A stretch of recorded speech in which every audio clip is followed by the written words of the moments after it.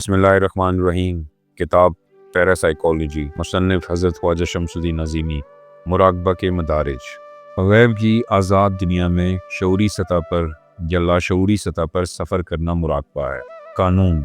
सोने से पहले आदमी के ऊपर 3 कैफियत वारिद होती हैं। पहली कैफियत पुरसकून होना, दूसरी कैफियत खुमार और तीसरी कैफियत नींद है।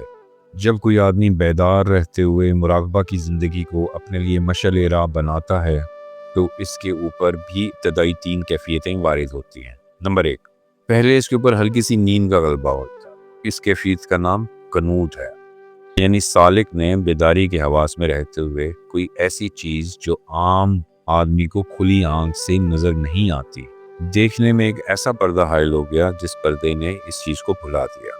नंबर 2, मुसलसल मुराक़बा करने से शऊर के अंदर सकत पैदा हो जाती है और बेदारी हवास में बंद आंखों से देखी हुई चीज़ें निस्बतन ज़्यादा याद रहने लगती हैं। लेकिन जहन की रफ्तार इतनी ज़्यादा होती है कि उन देखी हुई चीज़ों का आपस में रब्त कायम नहीं होता। एक तरफ जहन ज़मीन की चीज़ें देखता है, दूसरी तरफ आसमान की चीज़ें देखता है। इस कैफियत का इस्तिलाही नाम बरूद है। नंबर 3, जब देखी हुई चीज़ें ज़्यादा रोशन और वाज़ेह होने लगती हैं और जब मनाज़र बाती आंख के सामने आते हैं वो याद रहते हैं, लेकिन मनाज़र के पस मंज़र में जो मफ़हूम है वो ज़हन नशीन नहीं होता और देखने के बाद आदमी अपनी अक्ल से इसमें मायने पहनाने की कोशिश करता है। यानी यही मायने सही भी होते हैं और गलत भी होते हैं, लेकिन ज़्यादातर इसमें गलती का इम्कान है। इस सलाहियत का नाम मुकाशफा है। मुकाशफे की सूरत ये है कि आदमी आलम मुराक़बा में जो चीज़ें देखता है इसका मफ़हूम भी ज़हन नशीन हो जाता है। मुकाशफा की कैफियत मुराक़बा के बगैर भी अमल में आ सकती है।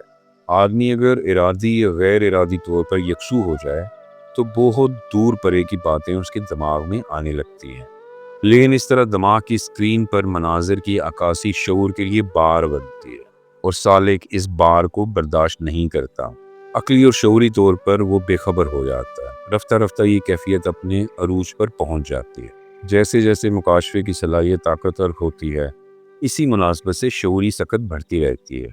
लाशऊरी इतलात और तहरीकात को कबूल करते हुए शऊर कोई वज़न महसूस नहीं करता। शऊर जब इस काबिल हो जाता है कि वो लाशऊरी तहरीकात को कबूल करने में दबाव महसूस न करे, दिमाग के ऊपर बेखबरी तारी ना हो और आदमी के आसाब बेदार ज़िंदगी की तरह काम करते रहें, तो ये मुकाशफे के बाद की दूसरी कैफियत है।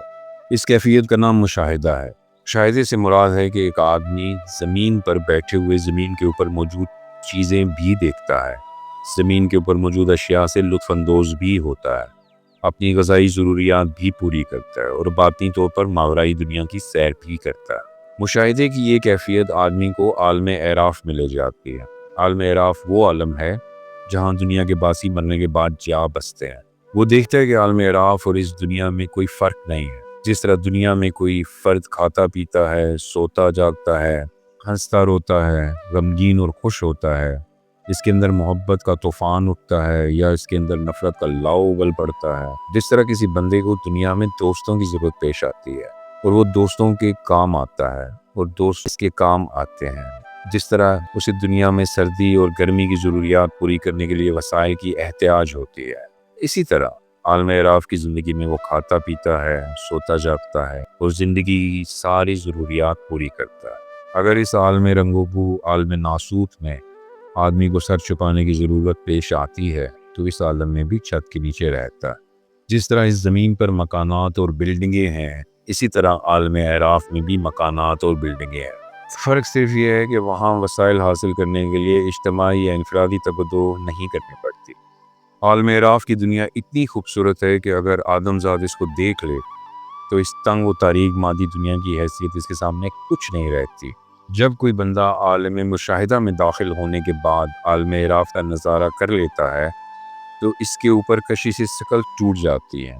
कशिश सकल टूट जाने से मुराद ये नहीं कि बंदा लतीफ़ होकर हवा में उड़ जाता है। कशिश सकल टूट जाने से मुराद ये है कि इसके अंदर हिर्स व हवस नहीं रहती, माल ज़र की मोहब्बत से आज़ाद हो जाता है। माल ज़र की फरावानी से जो किब्र नक़ुवत और शतनत पैदा होती है, इससे आज़ाद हो जाता है। ये हकीकत इस बंदे का यकीन बन जाती है कि बहरहाल मुझे इस दुनिया से उस दुनिया में मुंतकिल होना है। नोट: استدراجی علوم کی معراج مراقبہ میں غنود اور ورود تک ہے۔ یہ لوگ متواتر اور مسلسل مشقوں سے اپنے اندر غنود اور ورود کی صلاحیتوں کو اتنا بیدار کر لیتے ہیں کہ ان سے بہت ساری خرق عادت کا ظہور ہونے لگتا ہے۔ شکریہ۔